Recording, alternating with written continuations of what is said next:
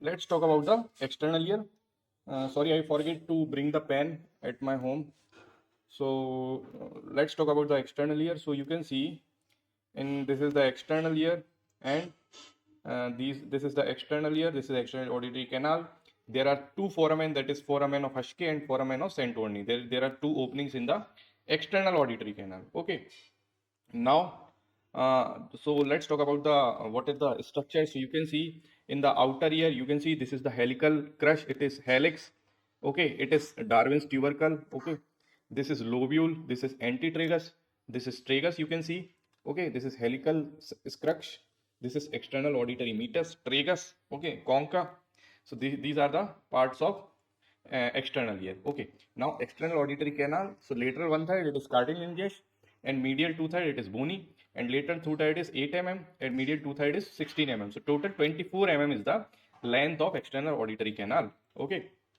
Now there are congenital anomalies like schivi aplasia. So it is incomplete development of secule and cochlea, that is most common. And in preauricular sinus, most common site, it is the most common site is root of helix in for the preauricular sinus. Okay, I forget to bring the pen along with me, so that's why I am not able to mark it. Okay, so we know about the fissure of Senetorni, we know about the fissure of Hushke. Okay, now from the external auditory canal, the junction between the external auditory canal and middle ear, that is tympanic membrane. So it develops from the all three layers. Okay, tympanic membrane attached to the umbo, periphery tightly fixed to the sulcus. Okay, umbo is the central part. Okay, now there are various component in of tympanic membrane. So you can see this is pars tensa, this is anterior malleolar fold, this is pars flaccida, this is annular ring. Okay, so these are the various parts of tympanic membrane. Okay. Now, when we put the light through the external auditory canal in the tympanic membrane, so in the anteroinferior quadrant, you will find the cone of light if you put the light through the external auditory canal to the tympanic membrane.